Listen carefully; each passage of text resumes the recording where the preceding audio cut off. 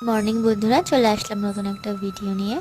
কর্তামশাইকে সকাল সকাল টাটা করে দিয়ে ঘরের আশিপাশি কাজ ছেড়ে ঘরটা আমি মুছে নিচ্ছি, কারণ আজকে একাদশী ব্রত করব। তাই তারপরে বিছানাটা চাদরটাও আমি পাল্টে নিয়েছি, পাল্টে আবার বিছানাটাও আমি গুছিয়ে নিচ্ছি।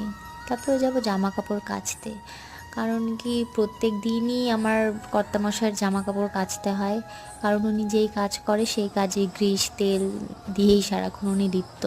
তারপরে স্নান টান কমপ্লিট করে অনেক দিন পরে আজকে শাড়ি পরেছি। ভাবলাম আজকে ব্রত করব, তাহলে আজকে শাড়ি পরা যাক, অনেক দিন শাড়ি পরাও হয় না, এই ফাঁকে একটু পরাও হয়ে যাবে। তারপর চলে আসলাম ঠাকুর ঘরে। ফুল ফল টল সব কিছুই আমি অর্ডার করেছিলাম জেপ্টো থেকে। তারপর আস্তে আস্তে সব কিছুই আমি গুছিয়ে নিচ্ছি। তো ফুল টুল সব কিছু আমি এখন ধুয়ে নেব। তারপরে ধুয়ে তারপর ঠাকুরের আসনটাকে সাজাবো। দেখতেই পাচ্ছ কত সুন্দর লাগছে বন্ধুরা। টাটা।